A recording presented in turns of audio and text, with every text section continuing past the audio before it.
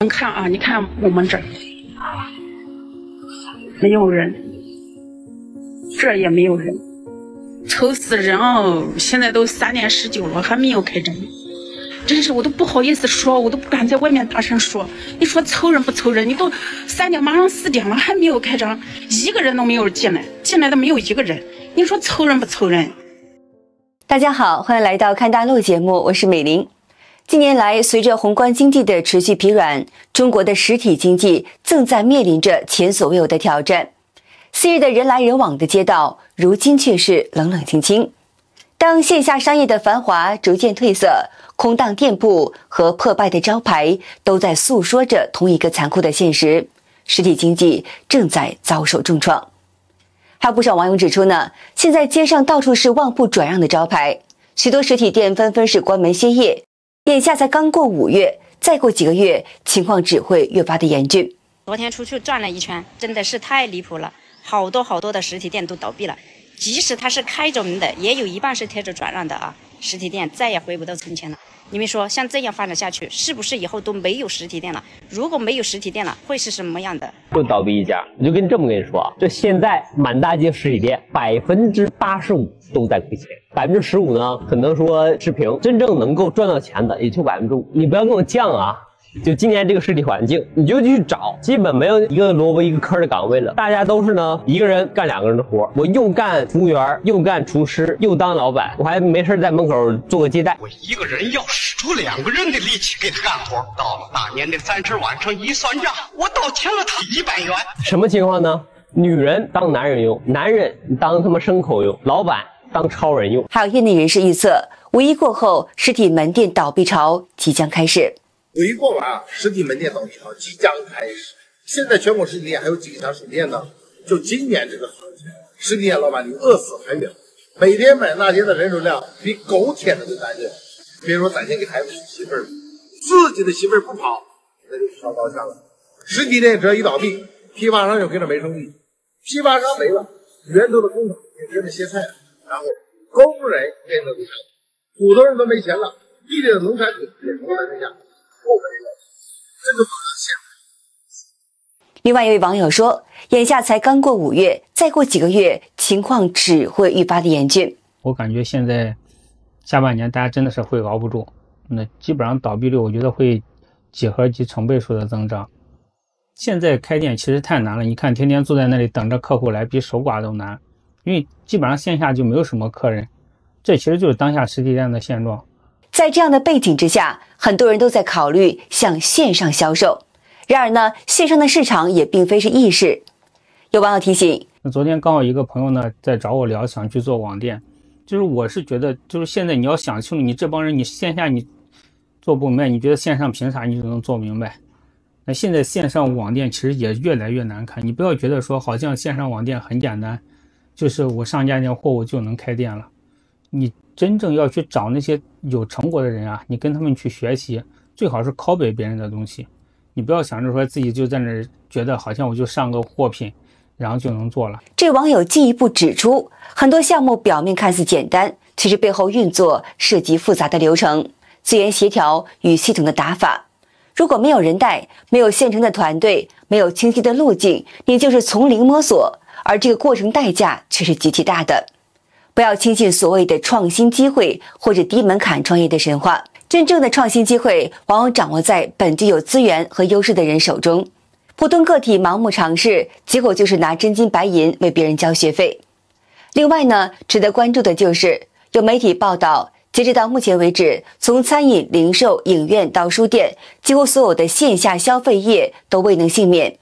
在这场全行业的关店风暴当中，餐饮业成为了首当其冲的重灾区，关店数量创下历史新高，全面进入大洗牌周期。一位网友描述了餐饮行业的困境：今年的餐饮下滑到什么地步了？就是这一锅99块钱，这种配菜是免费不要钱的，就是我给完99，我还想再给几十，因为我觉得他最多挣我30，房租刨了都不一定有30。这一锅放以前得199。商场情况也是不容乐观。华南城啊，2号交易广场啊，门前空寥寥的，全部倒闭了。当年这里啊，号称要打造全球、全国、整个华南地区最大最牛的商业综合体啊，再全倒闭了，怎么办啊？全死掉了。另有位网友分享了重庆渝北区恒大中渝广场的现状。这个曾经代表着一座城市商业脉搏的综合体，如今几乎是全面熄火。重庆渝北区恒大中渝广场也要垮。今天来看看实体现状，这可是商场的一楼，怎么都是空空荡荡，一眼望到头都没几个人，基本上都搬走了，到处都是家家关门闭户，到底是受什么影响？是门口施工影响商场，还有商户在苦苦挣扎。现在去商场2楼看看，这一排商户全部被搬空，都是大门紧闭上锁，真的是凉凉的，比1楼还要惨一点。这就是实体现状。一位网友在佛山最繁华的商业圈看到的景象也是令人震惊。这里曾经是灯火辉煌，人流如织，如今却是门庭冷落，店铺关门，门可罗雀。实体店全部都倒闭了。这个大型商业综合体，这是佛山最繁华的商业圈，有了好几年的规划。现在倒好了，这个商业圈全部都倒闭了。一个综合体能影响到多少个人的呢？2000个家庭是没有问题的吧？这不是实体店难做，而是电商太霸道了，它把整个市场价格体系全部给搅乱了。外界还有关注到，今年以来超市行业也撑不住了，许多大型超市纷纷是关门歇业，令人唏嘘。都说这背后有个厂，上万人还是养不活这个大超市。你看这个车倒闭了，马上又来一家赵一鸣，这干倒一家又来一家，拼的都是实力。看我们这是现在生意，这不是你死就是我亡，反正就是这样子，大家都是挣不到钱。超市气派吧？这对面的还有一个恒大玉府。这么多楼盘，这么大楼盘都养不活这个超市，这么大一个加工超市都倒闭了，现在的线下实体经济怎么了？全都网购了，看到没有？这么大一个加工超市已经落下帷幕，已经倒闭了，周边这些商贩都受到了严重的影响，整条街在假日你看比狗田还要干净，以前是人山人海，自从有了电商以后，整条街都没有人了，看到没有？倒闭了，难搞哦。据报道，2024年的第3季度，中国至少有119家超市门店关闭，其中永辉超市关闭了33家门店。永辉超市门店数量从巅峰时期的1440家下降到了800多家，连续3年亏损，累计亏损超过了80亿元人民币。据悉，沃尔玛、家乐福等外资超市也在中国市场大幅收缩。沃尔玛在2024年关闭了22家门店，家乐福在2023年第1季度关闭了33家门店。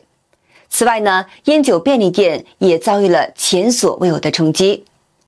今天其实挺感慨的，像今天北京烟酒店啊倒闭的很多，都不止40%以上。一个老乡，我们合作了得有小10年了吧。今天他给我打电话，让我过去看看，说哪个产品帮忙处理一下，说就是不打算干了。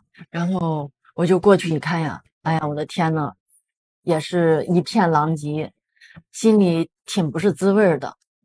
合作这么多年了哈，哎呀，我张嘴也想劝一劝，我想着停一停可能会好，这个行情会好，但是吧，这个行情谁能说得准呢？让他们坚持下去吧，可能亏损的更多。像今年呀，真的很难。有网友总结了传统烟酒便利店在当前市场环境下面临的困境：一个是电商平台的低价竞争对实体店构成巨大压力，其次就是消费习惯的变化也对传统便利店造成影响。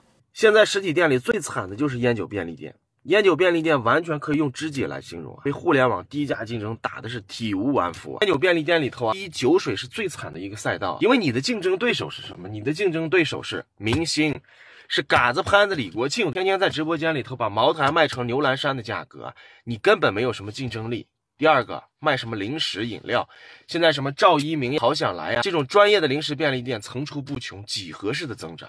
一个10几万人的小城市，一夜之间能开6、7家啊，天天不是什么大促销，就是搞活动，你个人没有什么竞争力。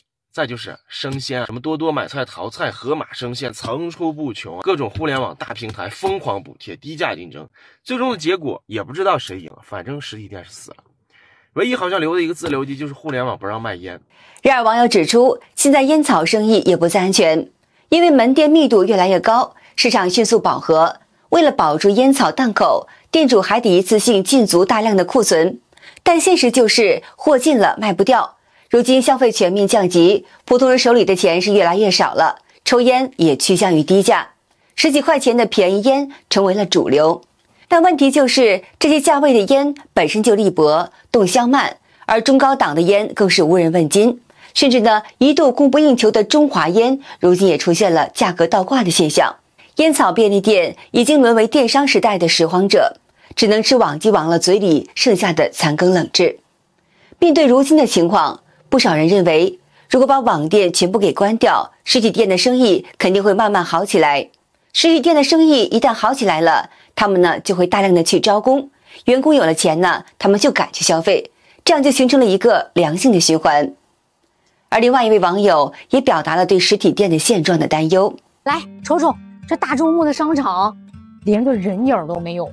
其实它倒的不光是实体店哦，还有咱老百姓千万个工作机会。这要是5年前，这店儿人来人往，人都挤不进来，好多老百姓都吐槽说呀，你实体店卖的贵，线上是便宜了。但有没有问过咱自己个儿啊？你说线上的质量它能有保障吗？所有人呀全都轰到线上去消费了，结果是啥？结果就是98%的老百姓养活了那2%的电商，但偏偏可笑的是，反而是这2%的人让咱98%的老百姓的饭碗全给丢掉了。还有网友指出，随着实体店的大量倒闭，网购商品价格上涨，且质量难以保障，普通人面临着失业或收入下降的困境。实体店全部倒闭后，网购变得又贵又假，普通人几乎都失业了，要么工价越来越低，要么物价越来越贵。线下店能养活一群人，而网店只能养活1个人，最后剩下的都是穷人。在此背景下，一些网友提出了取消网购、重振实体经济的建议，认为这有助于恢复城市的活力与就业的机会。然而现实也确实残酷。家人们，现在没人逛线下商店真的是有原因的。刚刚在好几家这个国产的运动品牌店里面看那种排汗衫，基本上价格都在150以上一件排汗衫、短袖 T 恤，我有点惊了。但如果你去电商平台的话，你像这种排汗衫，正儿八经的30-40块钱，你不是随便买吗？这个价格差的也太大了。面对这样的价格落差，消费者难免选择后者。然而问题就是，这样压价的代价最终会转嫁给谁？好的，今天就和大家聊到这儿了。请您记得点赞、订阅、留言，并且分享给您的朋友们。感谢您的支持，我是美玲，我们下期见。